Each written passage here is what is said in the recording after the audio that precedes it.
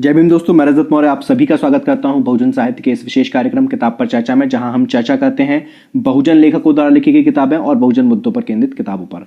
आज के इस वीडियो में हम लोग बात करेंगे बाबा साहब द्वारा लिखी गई किताब रिडल्स इन हिंदुइज्म के पहेली नंबर 16 के दूसरे भाग में, जिसमें कि हम समझेंगे कि जो ब्राह्मण धर्म शास्त्र हैं उनमें क्या लिखा गया है ब्राह्मणों की उत्पत्ति के बारे में और जो वर्णाश्रम धर्म है उसके बारे में। ब्राह्मण साहित्य एक अलग से शाखा है, जैसे कि वेद है, पुराण है, स्मृतियां हैं, उसी तरीके से ब्राह्मण साहित्य भी एक अलग से शाखा है।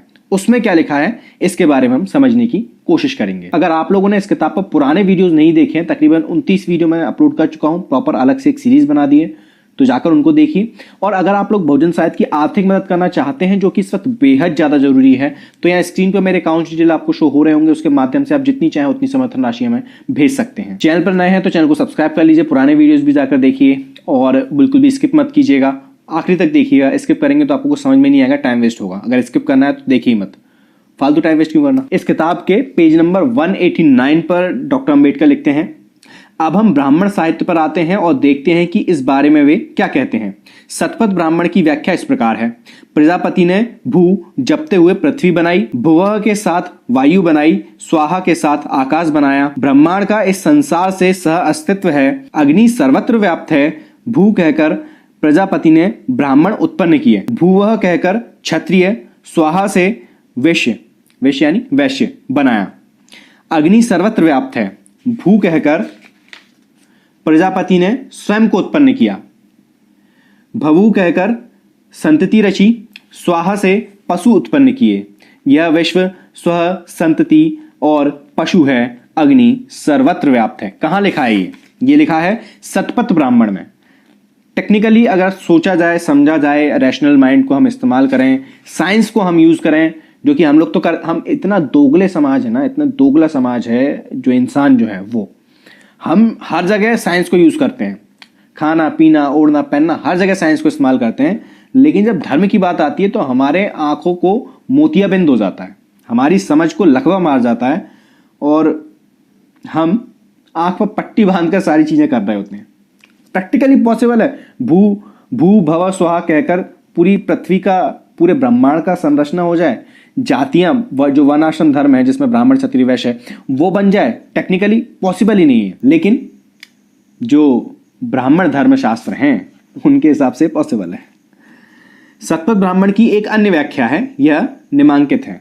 एक व्याख्या से मन नहीं भरा, एक और व्याख्या दी गई है। भाष्यकार के अनुसार यहां ब्रह्मा अग्नि रूप में विद्यमान है, जिसमें ब्राह्मण वर्ण का रूप है। पहले यह एकमात्र ब्राह्मण थे, एक रहते उनकी वृद्धि नहीं हुई, उन्होंने शक्ति से एक श्रेष्ठ छत्र उत्पन्न किया, अर्थात देवताओं में वे जिनमें शक्ति है छत्राणी, इंद्र, वरुण, सोम, रुद्र, पर्जन्य, यम, मृत्यु, ईशान, इस प्रकार छत्र से श्रेष्ठ कोई नहीं, इसलिए ब्राह्मण राजसूय यज्ञ में क्षत्रिय के नीचे बैठते हैं।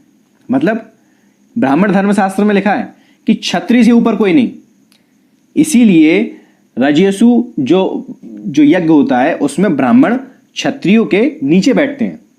नीचे जो पद जो रहता है या फिर स्टूल आपने देखा होगा, अभी एक रिसेंटली हुआ तो था राम मंदिर का, जब वो हुआ था, शिलान्यास किया जा रहा था, तो उसमें आपने देखा होगा कि जो चित्पावन ब्राह्मण जो हैं, आरएसएस के जो मुखिया हैं, उनको ऊंचे पद पर बैठाया गया था और पीएम मोदी उनको उनसे नीचे पद पे, नीचे उस पर स्टूल पे बैठाया गया था।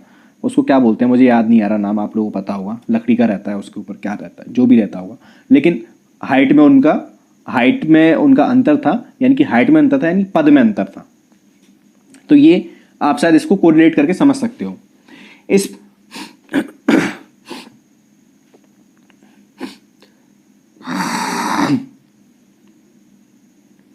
वह क्षत्रिय की गरिमा स्वीकार करता है, ब्रह्म से क्षत्रिय की उत्पत्ति हुई, इस प्रकार यद्यपि राजा की श्रेष्ठता है, अंत में वह उद्गम हेतु ब्रह्म के आश्रय में जाता है, वह अति दयनीय बन जाता है, उसी के समान उसकी श्रेष्ठता आहत होती है, उसका विस्तार नहीं हुआ, उसने विश्व उत्पन्न किया, देवताओं की इस श्रेणी में वसु, रुद्र, आदित्य, विश्वदेव, मारुत आते हैं, उसकी वृद्धि नहीं हुई।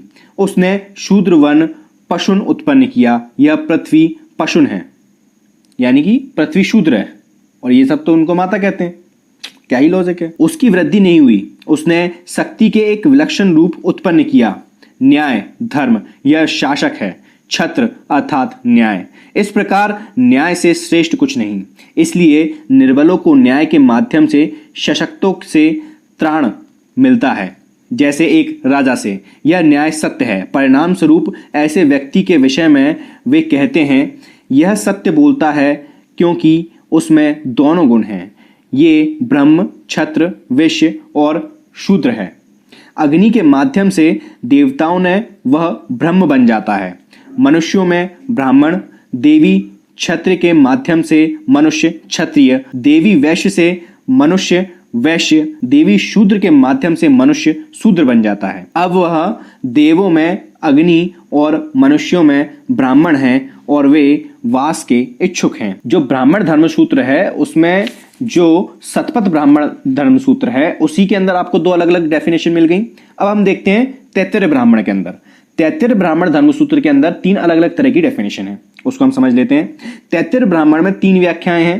प्रथम इस प्रकार है, यह समस्त ब्राह्मण ब्रह्म द्वारा रचित है। मनुष्य कहते हैं कि वैश्य रचाव से बना है।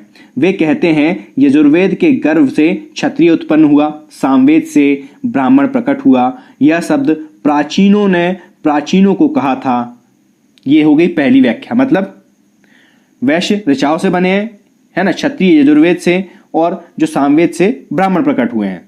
शूद्र का भी इसमें जिक्र नहीं है। दूसरी व्याख्या क्या कहती है, ब्राह्मण वर्ण देवों से प्रकट हुआ, शूद्र असुरों से। ठीक है, दूसरी व्याख्या यह है जिसमें कि ब्राह्मण और शूद्रों का जिक्र है, बाकी क्षत्रिय और वैश्य का जिक्र नहीं आ रहा। और क्या जिक्र आ रहा है कि ब्राह्मण देवताओं से प्रकट हुए।